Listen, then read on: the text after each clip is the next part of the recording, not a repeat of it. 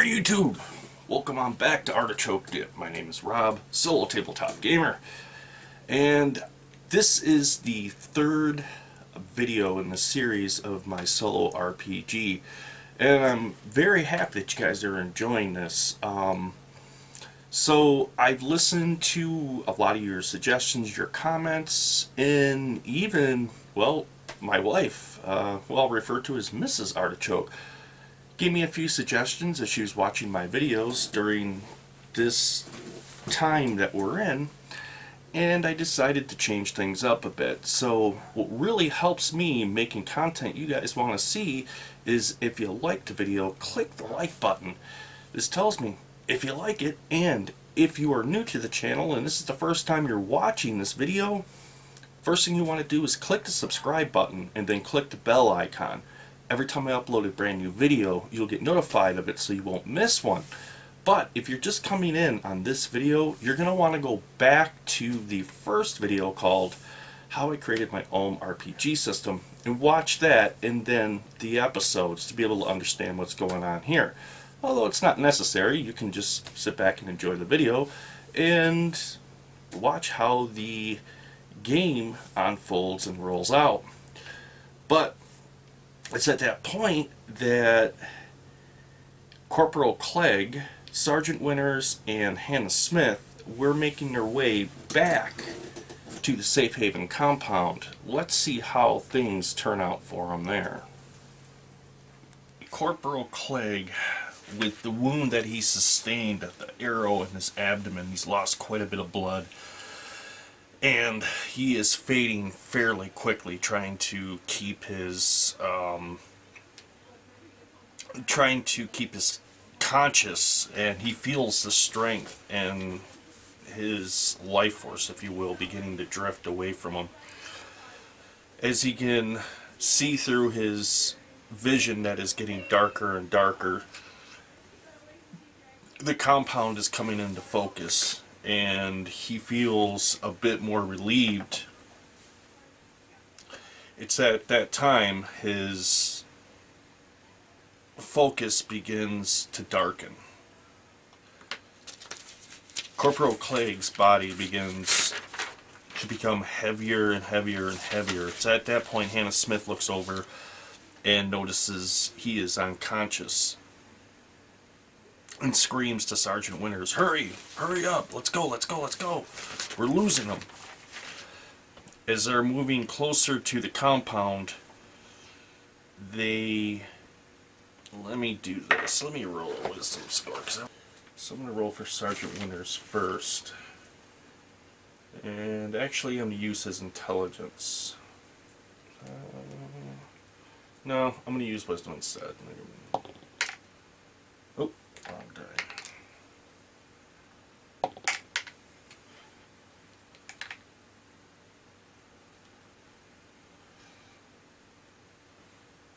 Huh. No, he's so focused on Corporal Clegg he doesn't notice what's going on. And at that point, let's see if Hannah picks up on this. I hope she does. Yes, she does. Hannah looks up out of the corner of her eye and she notices strange humanoid looking figures that emerge out of the wooded area before they can enter into the compound.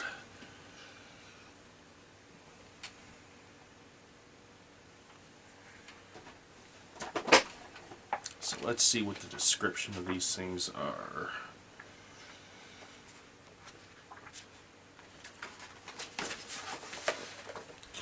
So these were a unique encounter. A narcolep is what this is called. The narcolep are humanoids with large watery blue eyes and long skinny limbs. They are incapable of speech or other than a soft cooing, and their body language is rhythmic and flowing. Narcoleps hypnotize creatures with a 10-foot radius of mesmerizing them with this flowing body language. The characters must make a save versus stun attack or fall under the narcolep's hypnosis for 1d20 plus 4 hours. Ooh. When the time is up, the hypnotized character wakes near a settlement or in another safe place and will be unable to remember anything that happened during the lost time. Narcolepts cannot breed with one another, but most use other creatures as breeding stock. They are capable of breeding with any creature large enough to give birth to a human-sized infant. No matter the type of creature, it always gives birth to another narcolept. The narcolepts guide the hypnotized creatures to a lair, which is often a simple cave or other dwelling. While in the lair, the narcolepts care for their creatures while priming them for breeding. The gestation period is rapid, requiring only 5 months before the young narcolept is born. The narcolepts will periodically check on creatures they have impregnated and will always retrieve the young shortly after birth, taking them to their lair to be raised properly. Okay. So, Hannah Smith notices these things first, and she, at that point, she's torn. She's got to make a decision between trying to possibly confront these things and saving Corporal Clegg. So it's down. Okay, so it's at this point in the video I want to talk about utilizing your ability scores of your character. This is what really helps flesh them out and makes for role playing, actually, because now you're actually utilizing all of those very important scores to your character. And I brought this up in videos before, where some RPG systems, you roll up your attributes and it seems like you never reverts back to them ever again. Me, I like utilizing those and seeing how the characters react to that situation around them. And it also really fleshes out the, how do I put this, the overall personality of your character. It's what makes them unique rather than just some information on a piece of paper with numbers at that point allotted to it. At this point, it actually gives you more depth to your character. So that's one thing that I have to stress with solo play, is you really have to hone in on those attribute scores. Roll against some attribute scores, and you'll be surprised how you can take a gaming session, and rather than it all just being at that point fighting, you can take it to the next level more so in role play and be able to open this thing up by dice rolls and see how they react to their environment. So let's move on with the video and let's see what happens next. Down to decision making time. So let me see how I'm going to do this. I think what I'm going to do is I'm going to roll an intelligence difficulty class 11 against her intelligence to see what she's going to do. If she passes it, she's going to order Sergeant Winters to fire at the narcolepts and try to basically set up some covering fire so she can get Corporal Clegg into the compound. If she fails, and at that point she's going to drop Corporal Clegg and raise her weapon and try to fire at them. So let's see how this goes against her save.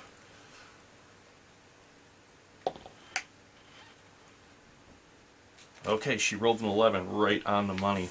So it's at that point she barks an order over at Sergeant Winters and tells him, "Fire on them and distract them while I get the corporal inside. Quickly!"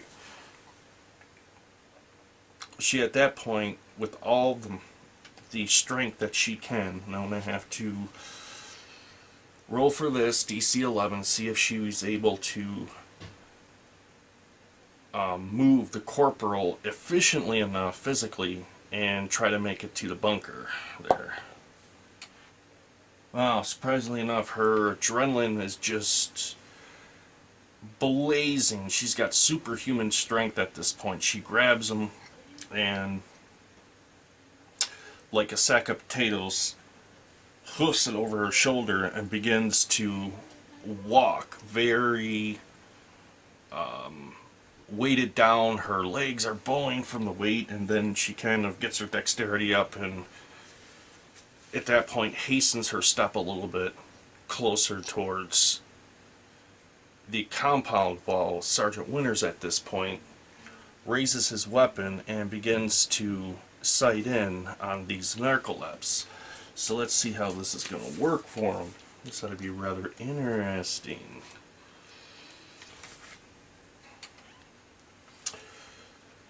So Sergeant Winters takes his rifle, looks down the sights at these narcolepts, and let's see if he passes a save. DC 11. Nope, saving throw versus stun, which we're not using stun in this game system, so it's just going to be a saving throw. So stun, I'm going to say will. I'm going to use his will save, which I got a +3, and difficulty class number is 11. Let's see how he does. Oh, doesn't even need the bonus. Rolls a 14. So as he looks down the sight of the gun, he sees these creatures begin to make this wooing noise and move almost like waves of water. Their blue eyes at that point begin to almost emanate a blue glow. He pauses for one moment, looking at them, almost getting caught in the hypnotism, and then regains his thoughts, his mind back to himself, and at that point takes a deep breath, aiming at this first narcolet. Alright, let's see how he does. Huh. Pretty good, pretty good, pretty good.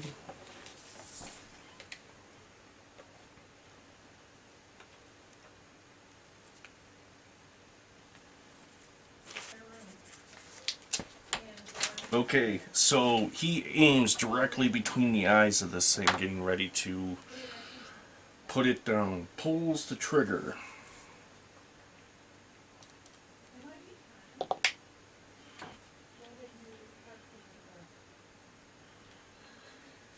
The bullet finds its mark, and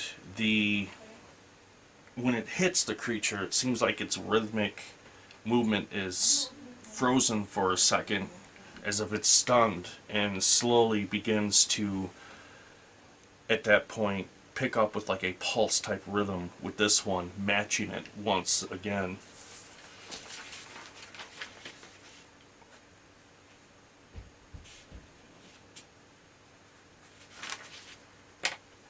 Okay, so I'm going to roll a dex save for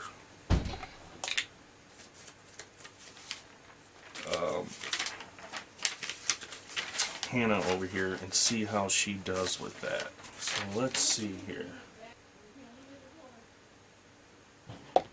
Difficulty class 11, she rolls a 15, and she doesn't even need to use her bonus. It's at that point she is able to keep her attention focused and get to the door of the compound. At that point, Sergeant Winters notices that their attention has begun to turn towards Hannah at that point, and they start to move slowly towards her direction.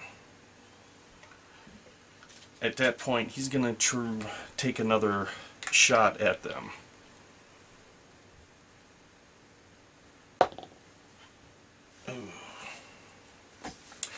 So he doesn't make it. He pulls up his rifle, kind of shocked as to what he's seeing right now. He's in disbelief and trying to process this engagement he just had with these creatures, which is really just mentally, how do I put this, enduring on him.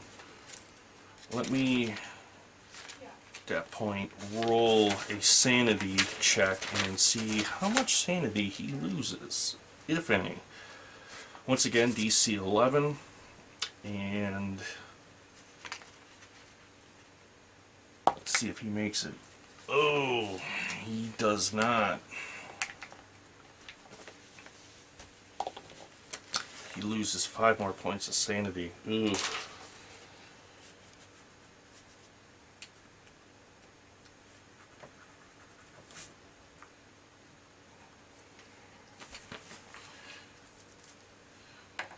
All right.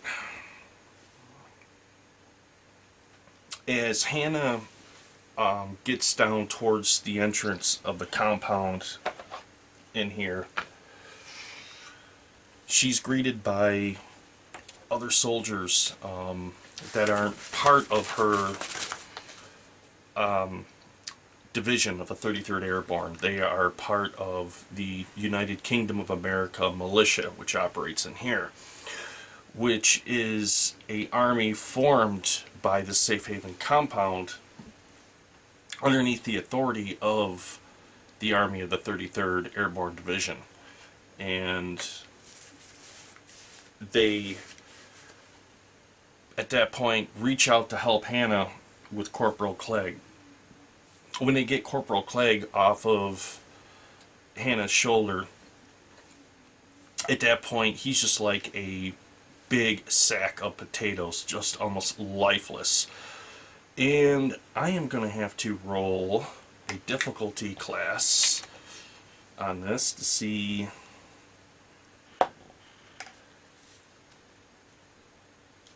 So I'm going to roll against her biology here. Let me see, biology or medicine? Which one do I want to use?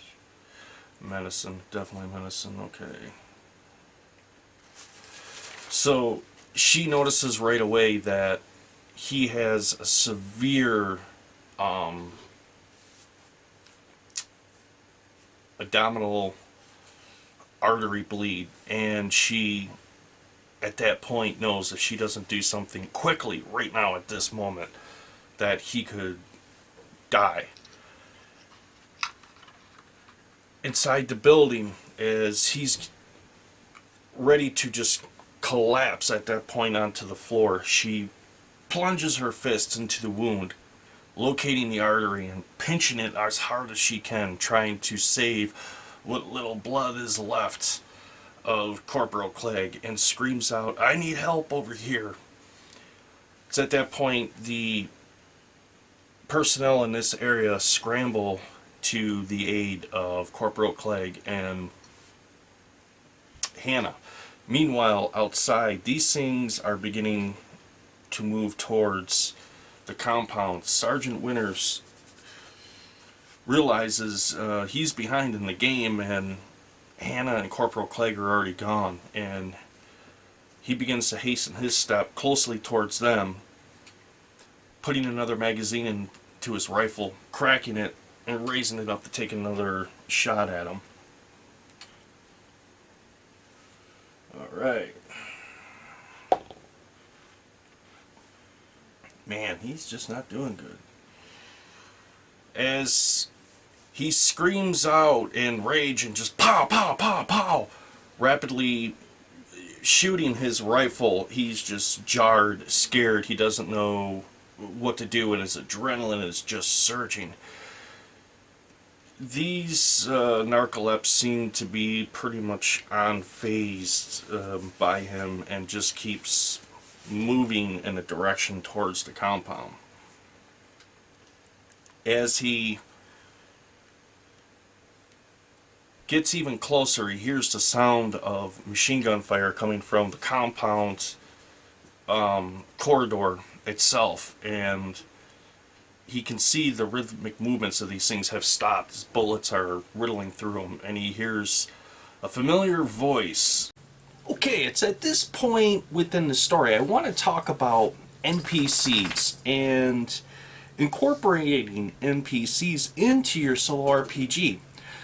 A lot of people, I think, will overemphasize an NPC and make it maybe more complicated than what it really has to be. As a matter of fact, as I said, I like to drop NPCs into my storyline when they're needed at that point, whether it be for resources or healing or what have you, at that point to add a little bit of flavor to the game and to expand it as well. Because after all, in my game system, the Safe Haven compound is where their main headquarters is, where all the resources are, and gives them advantage against the world outside. And of course, it's going to have to be occupied by people. But I don't go through the process of rolling up stats and all that for an NPC. The NPC, as a matter of fact, is just a, how do we put this, a stand-in, I guess you could say, person of interest within the storyline that I may reference back to later on. But I always pencil in the name and what effect that they had on the characters at that time, because later on in the story you may have to go back at that point and interact with them again. Now, of course, if you're interacting with NPCs at that point that will involve combat or stuff like that, then at that point, yes, you're going to have your stats, and you're going to have to know how fast they move, the attacks they're using, weapons, so on and so forth. But for friendly NPCs in the background that you're using for your storyline, it's important to keep track of their title, the name, and what they have to offer to your characters. And then as the story progresses and goes on, at that point, start adding more information into them. It won't bog down your gameplay, it'll keep everything moving, but it also leaves this reserve to where you can add extra things that you may not have thought about exactly at that game session at that time that you may need to that NPC later. Okay, so let's see how the NPC plays out here that I'm going to add into the game system. Let's get back to the video and check it out. Okay, let's see how he rolls against that. 6. His attention and his fear and panicking all of a sudden is quickly grinded to a halt by a familiar sound. That sound is General Pearson screaming at him, "Soldier, get your ass over here, get into this bunker now!" It's at that point, he just has tunnel vision on the general and goes charging just directly right after him. I'm going to roll a dex save for Sergeant Winters. See how he does.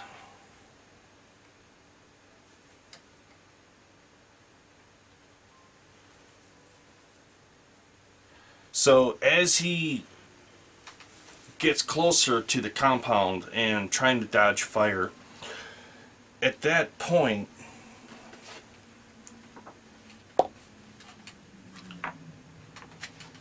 he feels himself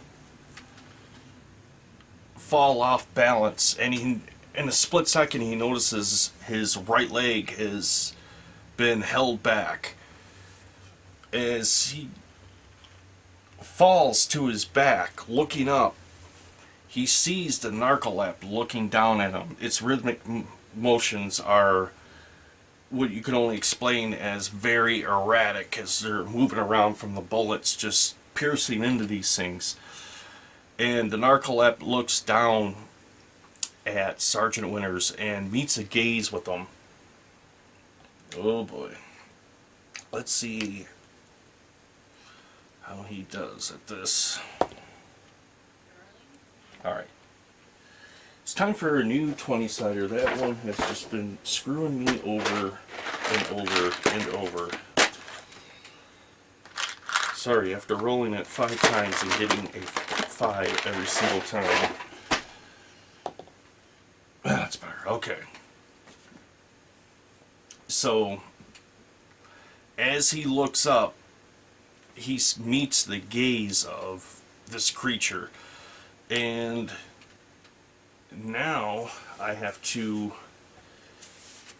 see if he saves a sanity roll here. So let's see how that's going to work out. Who? No. As he looks into this creature's eyes and its pupils, the way that it dilates and moves in a rhythmic pattern, just immediately is hypnotizing to him, and all of his control over his body ceases, almost like he's having a seizure, and he can't help but sit there staring, just so mesmerized by what he sees. He doesn't know what to do. He's just frozen with amazement.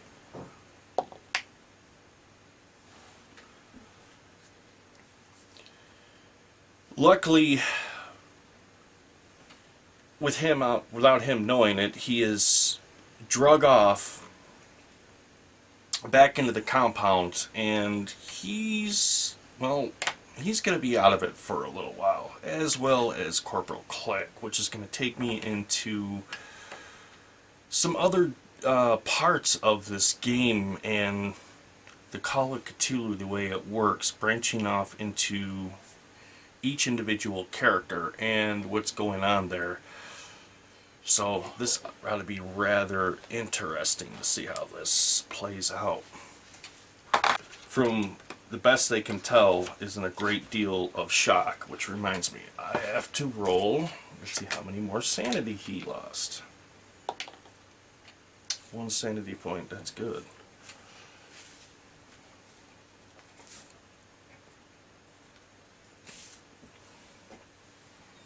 And he is also taken away to the hospital area. General Pearson, a older, very disciplined, serious, no-nonsense type of man, peers down at Hannah Smith. He then looks over at her and snaps, "Damn it, I have to answer not only to my superiors, but also the other superiors of the militias. What the hell happened here?" He's like, "I need to be a debriefing and a report on my desk immediately." Hannah Smith, at that point, let me see how she's going to handle this against the intimidation. Actually, pretty well. Wow. She snaps back and she's just like, "Sir, yes sir," she says. It was very unusual circumstances that led up to this, but she says, "I will recount everything as I can to the best of my knowledge." And he looks at her and says, "Very well." He looks at 2 officers that are accompanying him, that are the military police of the 33rd Airborne, and he says, "Escort her to my office, see that any wounds are taken care of for her, make sure she's fed, and we'll reconvene within 1 hour from now." Okay, and there we have it. As we can see, they made it back to the bunker. The question is now, will Corporal Clegg, be able to make it through his injuries? Will he play a bigger part maybe later on in the role in my game system?